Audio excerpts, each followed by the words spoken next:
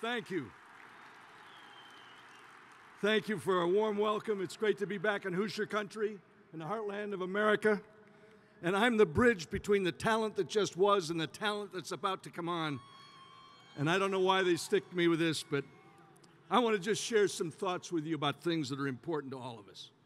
It has been my great privilege for the last 13 years to report on and document the finest military force the world has ever known. During 57 embeds in the shadows of the Hindu Kush and Mesopotamia, the Horn of Africa, the Philippines, Central America, the stars of my reports and the documentaries and the books that I have done are the bravest and best of this current generation. They are America's heroes. Now, I just want to reassure everybody, because I'm in a mature audience here that understands what's really important in America. Heroes aren't those people who catch a pass in the end zone on a Friday night football game or set a new Olympic record, or even someone wearing a spandex suit and a cape.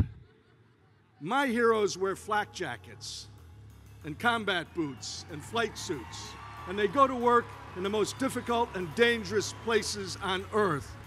Real heroes are people who are selfless, and they put themselves at risk for the benefit of others. They're the kinds of heroes you see on Life of Duty on the NRA network. Since 9/11/01, more than 2.4 million young Americans have forfeited the comforts of home, absented themselves from the affection of loved ones, and gone into harm's way in places like you see on the screen. For the very first time since the American Revolution, every single person serving in an American uniform in a war is a volunteer. Today's troops are brighter, better educated, trained, led, and equipped, and more combat experienced than any military force in history. They didn't volunteer to fight for gold or oil or colonial conquest, and they sure as hell didn't volunteer to fight for some international community. They volunteered to protect us from an enemy dying to kill us, and to offer others the hope of the freedoms that we enjoy. The soldiers, sailors, airmen, guardsmen, and Marines that I cover, and their families, have made extraordinary sacrifices for us, for you and me and our offspring. They deserve better than a commander-in-chief garbed as a Nobel laureate, trotting around the globe, kowtowing to foreign leaders, and apologizing for America.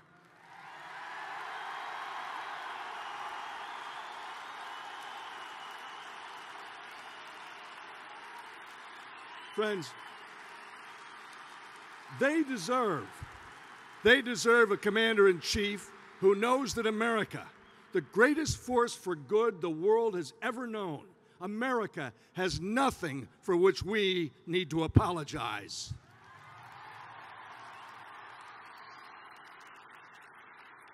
The members of our armed forces and their families deserve better than being treated like lab rats in some radical social engineering experiments. The people of Ukraine at this very minute are paying a terrible price for America's leadership deficit disorder and the O-Team's utopian rush to unilateral disarmament. They not only want to disarm America's military, they want to disarm you. We don't need a head of state who guts our defenses, who draws phony red lines with a pink crayon. Our leader should be admired and trusted by our allies and respected or feared by our adversaries.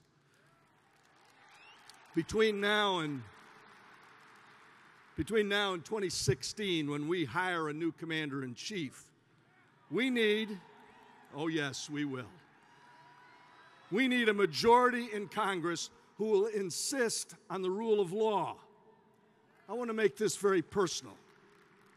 The good Lord blessed my best friend and me with 4 lovely children and now 14 grandchildren.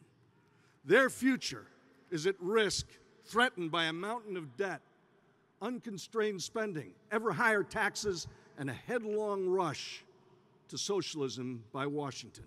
Our Congress must hold accountable an administration that offers the protection of our Constitution to our enemies, but strips those same protections from our own citizens. We need a Congress that will stop the frontal assault on free enterprise, private property, and the Second Amendment. All of that's enshrined in our Bill of Rights.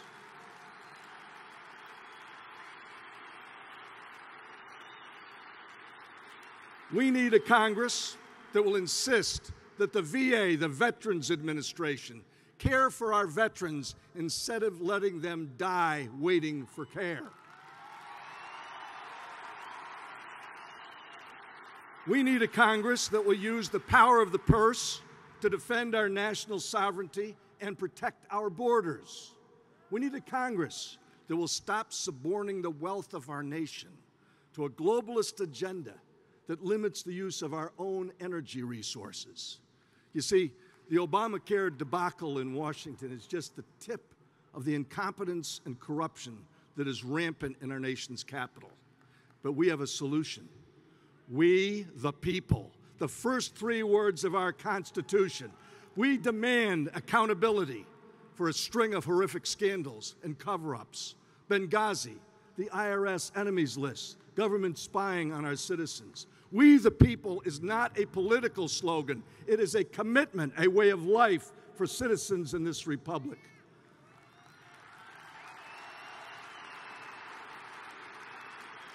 My friends, commitments aren't simply things that we say. Commitments are what we do. The framers who crafted our Constitution were counting on we, the people, to hold government accountable. Now, some say that we need to ignore social issues like the sanctity of life or religious freedoms. I say those aren't social issues. They're moral and spiritual issues, and they should matter in our elections. Think of this.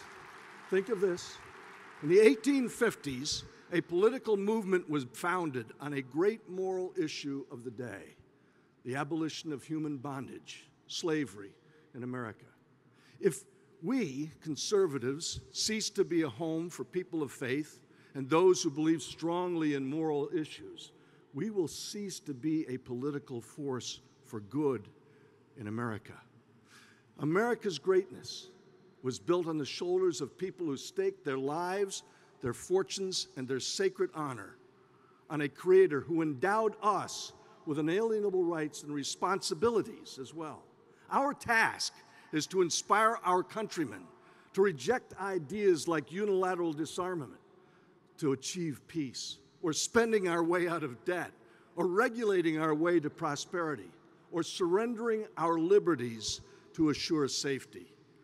Our next election in America is 243 days away. Make a commitment here tonight that a free people, based on the conservation of the ideas that came forth in 1776 and in our Constitution, that we will preserve freedom and opportunity in America, that we will stand up for the liberties granted to us by our Creator and protected by our Constitution.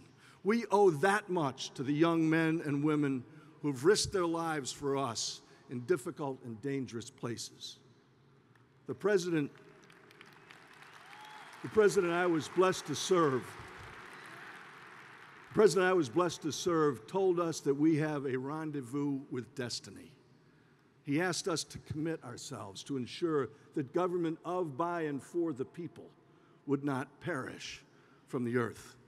If we, the people, want the United States of America to remain the land of the free, we must show our friends and our adversaries that we are still the home of the brave, and we will stand and fight. God bless you all for being part of this tonight.